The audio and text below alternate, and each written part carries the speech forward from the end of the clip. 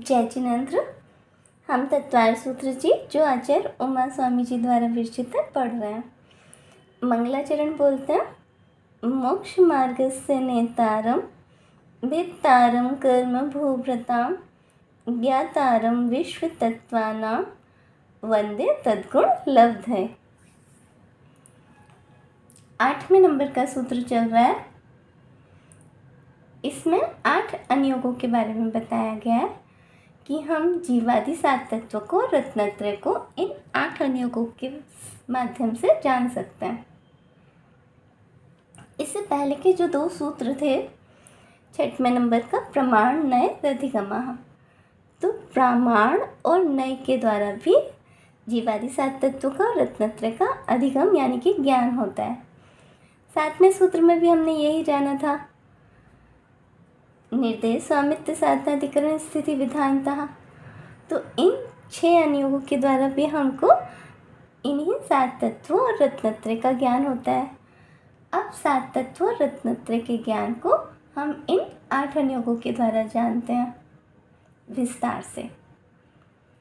पहले सूत्र बोलेंगे, सत्य, संख्या, क्षेत्र, स्पर्शन, कालांतर, भावाल्प, बहु, त्वेश्च। सत, संख्या, क्षेत्र, स्पर्शन, कालांतर, भावाल्प, बहु, त्वेश्च। जीवादि 7 तत्वों को और रत्नत्रय को हम सत कहते हैं, वस्तु के अस्तित्व को। अस्तित्व के द्वारा संख्या, वस्तु की गिनती, कितनी है वस्तु, संख्या के द्वारा। क्षेत्र, वस्तु का वर्तमान निवास स्थान क्षेत्र है। स्पर्शन, तीनों काल संबंधी निवास स्थान, भूतकाल, वर्तमान काल और भविष्य काल संबंधी निवास स्थान को स्पर्शन कहते हैं। काल, वस्तु के ठहरने की मर्यादा को काल कहते हैं, वस्तु कब तक रहेगी। अंतर, वस्तु के विरह काल को अंतर कहते हैं। भाव, जीव के औपसमिक, छायिक, छायापसमिक, औदायिक और पारणामिक आदि भावों को भाव कहते हैं। और वस्तु कितनी बहुमूल है, भाव के द्वारा जानते हैं। अल्प बहुत्व, वस्तु कम है, ज़्यादा है, इसकी तुलना हम अल्प बहुत के द्वारा करते हैं। इस प्रकार से इन 8 अनुयोगों के द्वारा हम जीवादि 7 तत्वों और रत्नत्रय का ज्ञान करते हैं। क्या मीन्स इनके द्वारा भी। और 6वें श्लोक में आया था अधिगम, उनका ज्ञान करते हैं। विस्तार से समझते हैं। सत, उदाहरण के द्वारा समझेंगे। सत यानी कि वस्तु के अस्तित्व को सत कहते हैं। वस्तु की मौजूदगी सत है, वस्तु है यानी कि सत। जैसे चंवर है, यह ध्वजा है, अथवा जीव है, मैं जीव हूँ। संख्या, संख्या वस्तु की गिनती को कहते हैं, मतलब वस्तु गिनती में कितनी है ये संख्या के द्वारा जानते हैं। जैसे चंवर 20 है, ध्वजा 50 है, या जीव अनंत अनंत है, लोक में जीव तो अनंत है, ये संख्या के द्वारा जाना। क्षेत्र, क्षेत्र वर्तमान निवास स्थान को क्षेत्र कहते हैं, मतलब वस्तु कहाँ पर है वर्तमान में, ये क्षेत्र के द्वारा समझा। जैसे चंवर कहाँ है, चंवर अथवा ध्वजा दुकान पर है। जीव कहाँ है, जीव तीनों लोकों में है, तीनों लोकों में जीव रहते हैं, इसलिए जीव का क्षेत्र हुआ तीनों लोक। ये क्षेत्र के द्वारा हमने समझा। स्पर्शन, तीनों काल संबंधी निवास स्थान को स्पर्शन कहते हैं। 3 काल कौन से, भूतकाल, वर्तमान काल और भविष्य काल संबंधी निवास स्थान को स्पर्शन कहते हैं, मतलब वस्तु कहाँ से आई है, अभी कहाँ है और कहाँ तक जा सकती है। चंवर से समझेंगे। जैसे चंवर और ध्वजा कहाँ से आई, फैक्ट्री से आई, कहाँ पर है, दुकान पर है, कहाँ जाएगी, दुकान से मंदिर तक जाएगी। अब जीभ से समझते हैं। जीभ भूतकाल में कहाँ था? जीभ पहले निगोद में था। वर्तमान में कहाँ है? जीभ अभी मनुष्य गति में है।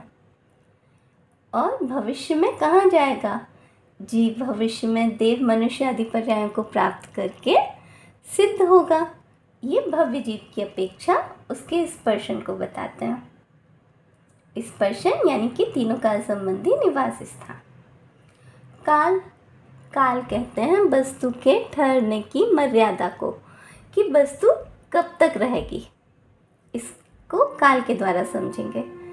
जैसे चंवर कब तक रहेगा? जब तक चंवर टूटे ना तब तक चंवर रहेगा। ध्वजा कब तक है? ध्वजा फटे ना तब तक ध्वजा है। जीव कब तक रहेगा?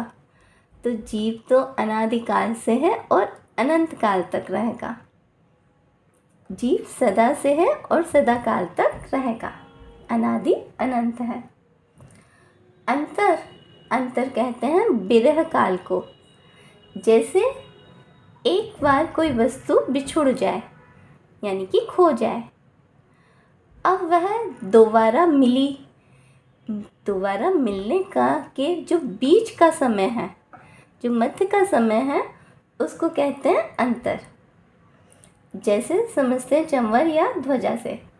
चंवर या ध्वजा खो गई, एक माह बाद मिली, तो मध्य का जो एक माह का समय है उसको अंतर कहेंगे। जैसे जीव अभी मनुष्य पर्याय में है, उसने दूसरी पर्याय को ग्रहण किया और वापस वर्तमान की मनुष्य पर्याय में वह आ गया।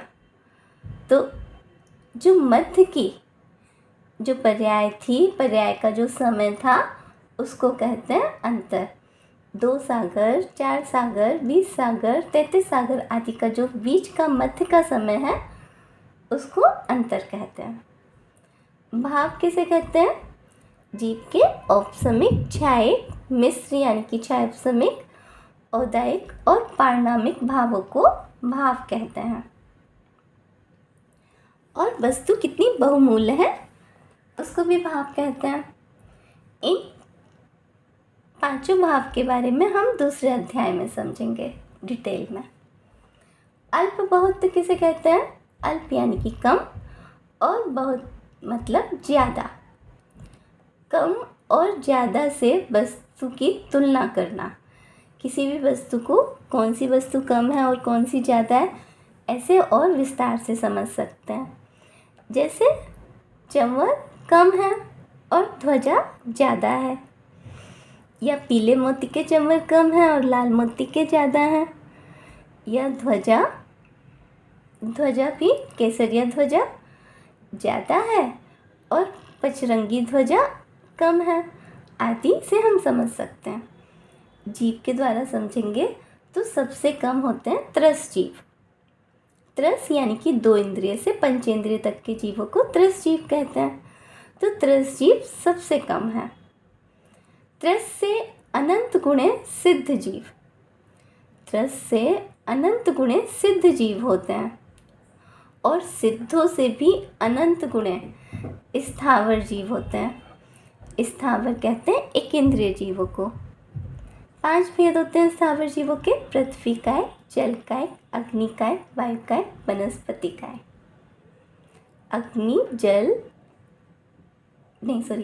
पृथ्वी, जल, अग्नि, वायु और वनस्पति। वनस्पति के भी 2 भेद हैं, प्रत्येक और साधारण। प्रत्येक सा प्रतिष्ठित, अप्रतिष्ठित, किंतु साधारण में निगोदिया जीव आ जाते हैं सारे। इसीलिए सिद्धों से अनंत गुणे स्थावर जीव होते हैं। इन 8 अनियोगों के द्वारा हम किसी भी पदार्थ को या फिर जीवादि 7 तत्वों रत्नत्रय को जान सकते हैं। सारा कुछ हम डिस्क्रिप्शन में भी लिखते हैं और इससे संबंधित कुछ प्रश्न भी बनाते हैं जो डिस्क्रिप्शन में लिखे हुए होते हैं, जिनके आंसर आप कमेंट्स में दे सकते हैं। जय जिनेंद्र।